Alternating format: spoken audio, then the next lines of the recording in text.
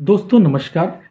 क्या आप जानते हैं कि भारत में 101 मिलियन अर्थात 10 करोड़ से अधिक लोगों की संख्या है जो डायबिटीज के रोग से पीड़ित हैं और 136 मिलियन अर्थात 13.6 करोड़ ऐसे लोग हैं जो प्री डायबिटिक अवस्था में हैं। उन्हें आने वाले समय में डायबिटीज का रोग हो जाएगा। यह एक भयावह स्थिति है। डायबिटीज हमारी दिनचर्या से संबंधित एक रोग है जो मेरे गलत खान पान और निष्क्रिय जीवन शैली के साथ साथ अत्यधिक तनाव लेने से मेरे शरीर में आता है। मेरे शरीर के पाचन अंग से संबंधित यह रोग जब मेरी पेनक्रियाज नामक ग्रंथि से बनने वाले इंसुलिन की गुणवत्ता में कोई कमी आती है तो धीरे धीरे डायबिटीज का रोग मेरे शरीर में आने लगता है। यह रोग साइलेंट किलर के नाम से जाना जाता है। इस रोग के लंबे समय तक मेरे शरीर में रहने से मेरे शरीर के अन्य अंगों पर इसका बुरा प्रभाव पड़ता है, जैसे गुर्दों का खराब होना, आंखों में दोष आना, हृदय के रोग शरीर में आना। अन्य ऐसी बहुत सारी बीमारियां हैं जो डायबिटीज के कारण मेरे शरीर में आती हैं।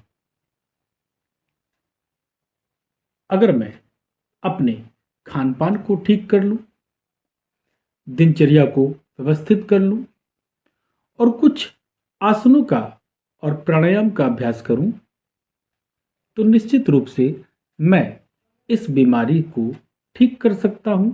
अपने शरीर में रक्त की में शर्करा के स्तर को ठीक कर सकता हूं और अगर मुझे यह बीमारी नहीं है तो मैं आने वाले समय में इस रोग से बचा रह सकता हूं।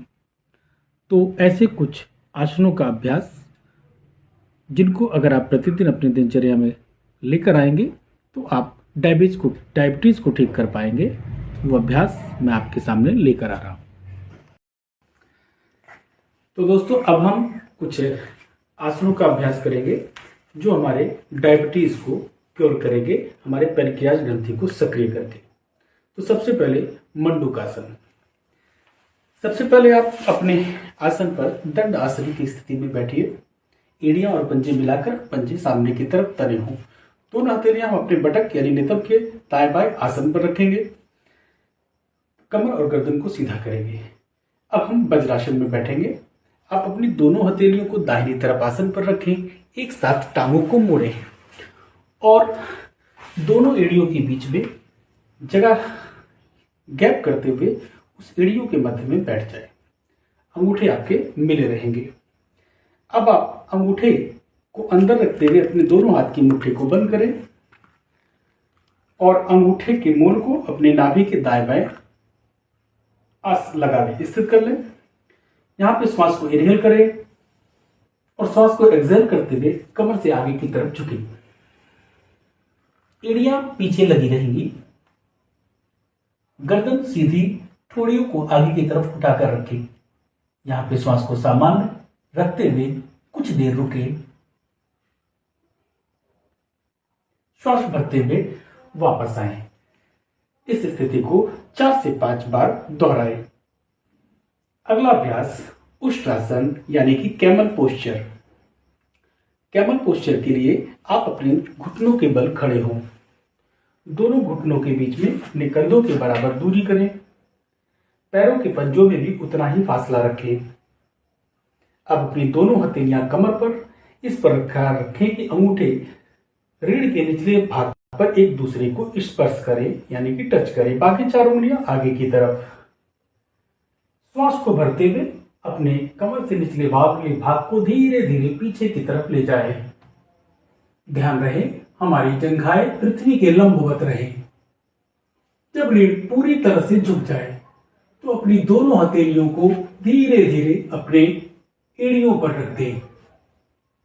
ध्यान रहे अगर हमारी रीढ़ पूरी तरह से नहीं झुकती है तो हम एड़ियां कमर से न हटाएं। यहां पर कुछ देर रुकें। धीरे धीरे श्वास को छोड़ते हुए वापस आए। इस स्थिति को भी आप 3 से 4 बार दोहराएंगे। अगला अभ्यास पश्चिमोत्तानासन। आप अपने वज्रासन को खोलें। पश्चिमोत्तानासन कमर दर्द में नहीं करना चाहिए। आप अपनी दोनों एड़ियां और पंजे मिलाकर पंजों को तानें। दोनों हथेलियां आसन पर। श्वास को भरते हुए दोनों भुजाएं सामने से ऊपर ले जाएं। भुजाएं कान के पिछले भाग को स्पर्श करें। कलाई सीधी, पांचों उंगली हथेली का रुख सामने की ओर। पीठ भुजा श्वास भरकर ऊपर की ओर खींचे। श्वास को छोड़ते हुए कमर के निचले भाग से आगे झुके, पीठ को सीधा रखें। अपनी कलाई को पंजों से आगे निकालें। अंगूठे और तर्जनी मध्यमा से पैर के अंगूठे को पकड़ते हुए अपनी दोनों कहनियां आसन से लगा दें। घुटने ना उठें और माथे को घुटने के निकट ले जाने का प्रयास करें। सामान्य श्वासों के साथ कुछ देर रुकें, फिर श्वास भरते हुए धीरे धीरे ऊपर आए। दोनों बाजुएं दाएं बाएं से नीचे लाएं। अगर हम इन आसनों का अभ्यास प्रतिदिन करते हैं तो हमारी पाचन अंग तो इससे प्रभावित होते ही हैं, साथ ही साथ हमारी पेनक्रियाज ग्रंथि भी प्रभाव में आती है और डायबिटीज को यह ठीक करने में सहायक है। धन्यवाद।